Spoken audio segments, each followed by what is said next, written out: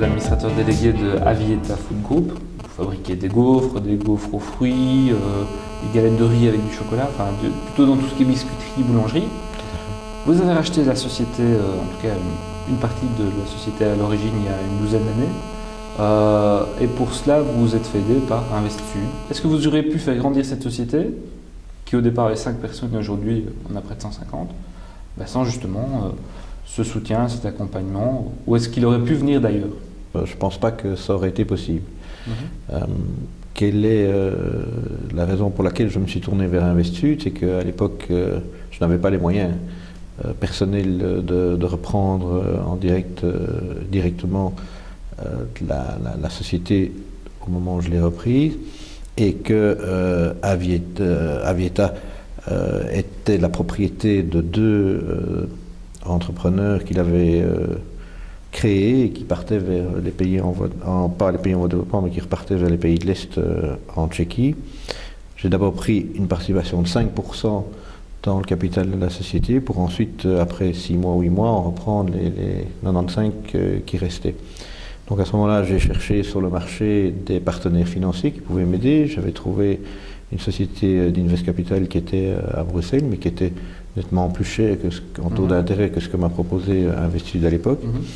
Et mon choix s'est naturellement tourné vers eux parce qu'ils m'ont apporté le complément dont je ne disposais pas à l'époque. Il y avait un tiers qui provenait plus ou moins de moi, un tiers qui provenait d'Investsud et un troisième tiers qui provenait des banques. Le taux d'intérêt qu'Investsud a proposé sur ce montant qu'ils ont apporté en échange d'actions était d'abord très attractif par rapport à ce que j'avais trouvé ailleurs sur le marché.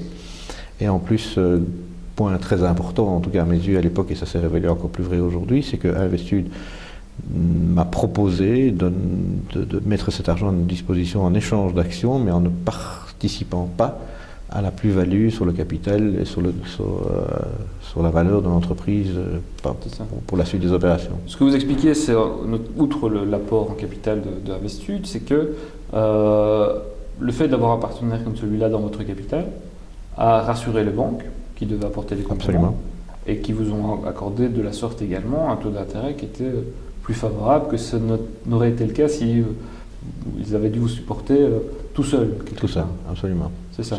C'est quelque chose que... C'était un des points majeurs.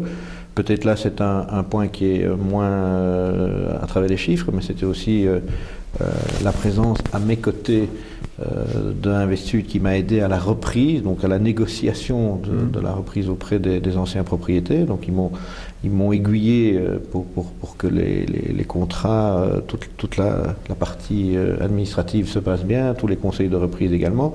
Et je me suis senti appuyé par quelqu'un alors que j'étais plutôt tout seul pour affronter ça.